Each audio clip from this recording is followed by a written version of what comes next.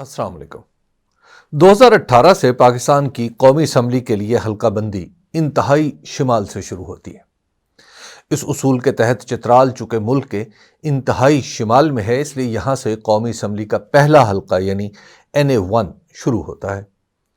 چترال کا انتہائی شمال اپر چترال کا شہر بھونی ہے، گویا یہ اس حلقے کا آغاز ہے اور یہیں سے پاکستان کی قومی اسمبلی اور خیبر پختونخوا کی اسمبلی کے پہلے حلقوں کے لیے ووٹ پڑتا ہے۔ جس دن میں الیکشن سروے کے لیے چترال پہنچا تو وہاں کے صحافیوں سے ملاقات بھی ہوئی۔ سبھی نے بیک زبان کہا کہ عمران خان کی کہانی تو ختم ہی سمجھیے، اور چترال کی نمائندگی تو ویسے بھی کبھی تحریک انصاف کے پاس نہیں رہی، اس لیے یہاں عمران خان کا نام لیوا بھی شاید ہی کوئی ملے۔ اپنے صحافی دوستوں کی یہ رائے ذہن میں لے کر میں نے بھونی سے کام کا آغاز کر دیا۔ میرے ساتھ چترال کے سینئر صحافی اشتیاق چترالی بھی موجود تھے۔ انہوں نے مجھے کام کرتے ہوئے دیکھا تو حیرت سے بولے، آپ تو سچ مچ بڑے سائنسی انداز میں سروے کرتے ہیں۔ میں ان کی حیرت میں دبی بدگمانی پا گیا مگر خاموش رہا۔ جیسے جیسے کام آگے بڑھتا رہا، اشتیاق چترالی کی خاموشی بھی بڑھتی چلی گئی۔ جب ہم ایک جگہ ذرا دم لینے کے لیے رکے تو اشتیاق بولے، حبیب صاحب مجھے یقین ہے کہ چترال کی سیٹ تو تحریک انصاف جیت جائے گی۔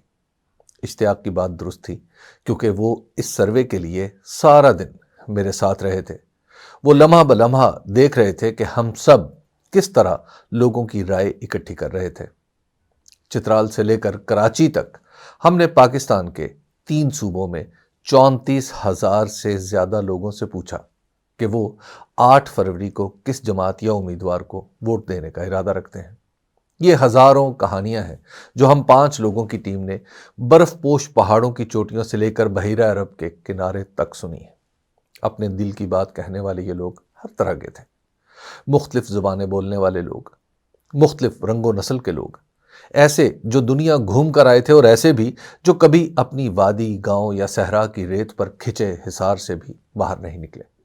وہ بھی تھے جو ایک فقرے میں کتاب سمو دیں اور وہ بھی جو کتاب لکھ کر بھی اپنے متلاطم خیالات کا اظہار نہ کر پائیں۔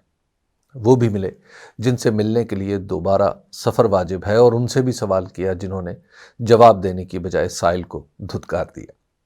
ہر جگہ میرے ساتھ کوئی نہ کوئی مقامی صحافی تھا جو ہمارے کام کا شاہد تو تھا ہی، اس کے ساتھ کبھی موترف ہوا، کہیں تھک گیا اور کہیں دنگ رہ گیا۔ اب جب کہ الیکشن کی نیا کنارے لگنے والی ہے تو ضروری ہے کہ 2 مہینے سے جاری اس سفر کے حاصل وصول کا حساب کیا جائے۔ تو جو حساب جڑتا ہے وہ کچھ یوں ہے کہ سب کچھ ہو جانے کے باوجود تحریک انصاف کے ووٹر کا حوصلہ نہیں ٹوٹا۔ اس جماعت پر انتخابی نشان کی واپسی سے لے کر عمران خان کو سزا سنائے جانے تک کے ہر مرحلے پر میں لوگوں کے بیچ میں رہا ہوں۔ جب چیف جسٹس جناب جسٹس قاضی فائز عیسیٰ اور ان کے ہم نشینوں ہم نوا ججوں نے تحریک انصاف سے نشان واپس لیا تو لوگوں کو دکھ تو ہوا، مگر وہ قائد اعظم کے ساتھی جناب قاضی محمد عیسیٰ کے احترام میں چپ رہے۔ پھر چند گھنٹوں کے لیے بلے باز کا نشان آیا تو تحریک انصاف کو ووٹ دینے کے خواہش مند اس نشان کو اپنا ماننے لگے۔ جب الیکشن کمیشن نے اس نشان کا بھی قلع قمع کر ڈالا تو اگلے نشانوں کی بات ہونے لگی۔ آخر کار بات یہاں آ رکی کہ ہمارا نشان عمران خان ہے، ان کے ساتھ جو بھی جڑے گا وہی ہمارا ہے۔ انتخابی نشان کے اس معاملے نے البتہ مسلم لیگ نون اور پیپلز پارٹی کے ووٹر کو ضرور پریشان کر دیا۔ حیرت کی بات ہے کہ جن لوگوں نے میرے سامنے تحریک انصاف سے بلے کا نشان واپس لینے کو نامناسب کہا، ان کی اکثریت انہی 2 جماعتوں سے تعلق رکھنے والوں کی تھی۔ 20,000 کلومیٹر سے زیادہ طویل اس سفر کا دوسرا حاصل یہ ہے کہ بلے کا نشان کھو چکا۔ عمران خان قید میں ہے، تحریک انصاف چند لوگوں کو اکٹھا کرے تو نشانے پر آ جاتی ہے۔ یہ سب کچھ ہو جانے کے باوجود 8 فروری کو جیتنے والوں کی سب سے زیادہ تعداد انہی کی ہوگی جن کا تعلق تحریک انصاف سے ہوگا۔ یہ بات صرف میں ہی اپنے سروے کی بنیاد پر نہیں کہہ رہا، بلکہ گیلپ کا سروے بھی احتیاط کے ساتھ یہی بتا رہا ہے کہ پنجاب میں 2018 کا نتیجہ ہی دہرایا جائے گا۔ دوسرے لفظوں میں مسلم لیگ نون پنجاب کی 141 قومی اسمبلی کی نشستوں میں سے زیادہ وہی نشستیں جیت پائے گی جو اسے 2018 میں ملی تھیں۔ میرا مشاہدہ گیلپ سے اس حد تک مختلف ہے کہ مسلم لیگ نون اگر 2018 کی نشستیں برقرار رکھ پائے تو یہ ایک غیر معمولی واقعہ ہوگا۔ خیبر پختونخوا کی قومی اسمبلی میں 45 نشستیں ہیں۔ گیلپ کے اعداد و شمار سے یہ بتانا مشکل نہیں کہ اس صوبے میں تحریک انصاف کے سوا کوئی جماعت شاید ہی کوئی نشست نکال سکے۔ میں اپنے سروے کی بنیاد پر یہ بات کافی حد تک وثوق سے کہہ سکتا ہوں کہ 2018 کے الیکشن کو معیار بنا کر اگر 2024 کا الیکشن ہوتا ہے تو یہاں سے کوئی خوش قسمت ہی ہوگا جو تحریک انصاف کے خلاف اتنے ووٹ لے لے جو قومی اسمبلی کی ایک نشست حاصل کرنے کے لیے کافی ہوں۔ ہاں، کسی طریقے سے کامیابی کا کوئی نوٹیفیکیشن حاصل کر لیا جائے تو الگ بات ہے، اس طرح تو وہ بھی کامیاب قرار دیا جا سکتا ہے جو الیکشن میں کھڑا ہی نہیں ہوا۔ صوبہ سندھ میں قومی اسمبلی کی 61 نشستیں ہیں۔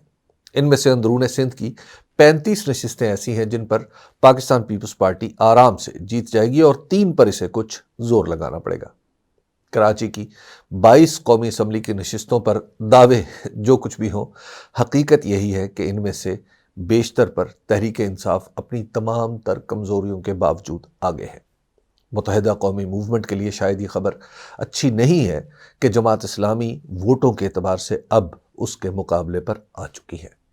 ایم کیو ایم کے لیے ووٹوں کے اعتبار سے کراچی میں اپنی دوسری پوزیشن برقرار رکھنا بھی کافی مشکل ہوگا۔ اسلام آباد کی 3 نشستوں پر تحریک انصاف 2018 میں بھی آگے تھی اور اب بھی یہی صورتحال برقرار ہے۔ بلوچستان میں قومی اسمبلی کی 16 نشستیں ہیں۔ وہاں کی صورتحال کے بارے میں کچھ کہنا میرے لیے سر دست مشکل ہے کہ میں وہاں جا نہیں پایا، اس لیے میرا حساب کتاب قومی اسمبلی کی 266 جنرل نشستوں کی بجائے 250 کی بنیاد پر ہے۔ اس حساب سے 8 فروری کے بعد جو قومی اسمبلی تشکیل پاتی معلوم ہوتی ہے، اس کی اکثریت تاریخ میں پہلی بار آزاد ارکان پر مشتمل ہوگی۔ یہ آزاد ارکان منتخب ہونے کے بعد کس پارٹی میں ڈھلیں گے اس کا پتہ اسی وقت چلے گا جب نئی قومی اسمبلی کا اجلاس ہوگا۔ جہاں تک مسلم لیگ نون کی حکومت کا تعلق ہے تو وہ خواب و خیال کی دنیا میں قائم ہو تو ہو، حقیقت میں اس کا وجود اب ممکن نہیں۔